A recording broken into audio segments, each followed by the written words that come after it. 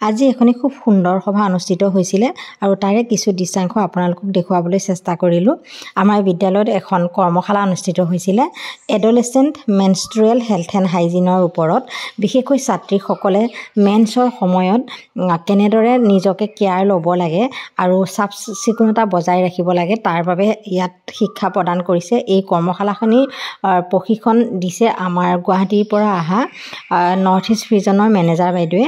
আৰু তাত বিশেষকৈ আমাৰ যিহেতু এটা ভুল ধাৰণা সমাজত আছে যে এগৰাকী ছোৱালী ঋতুবতী হ'লে আমি কি কওঁ নাপায় বা অপবিত্ৰ বুলি ভাবোঁ। এই ধাৰণাটো সম্পূৰ্ণভাৱে বুজাই দিছে যে এইটো ধাৰণা ভুল আৰু খুব সুন্দৰ এটা পবিত্ৰ হয় এই ছোৱালী ঋতুবতী হোৱাটো। আৰু যেতিয়া আমি মেন্সৰ সময় পৰে পিৰিয়ডছৰ সময়ত কেনেদৰে যত্ন ল'ব লাগে, কি খাদ্য খাব লাগে, পেডছ ব্যৱহাৰ কৰিব লাগে, কেনেদৰে ব্যৱহাৰ কৰিব লাগে, এই সকলোবিলাক আমাক বাইদেউগৰাকীয়ে খুব সুন্দৰকৈ বুজাই দিছে।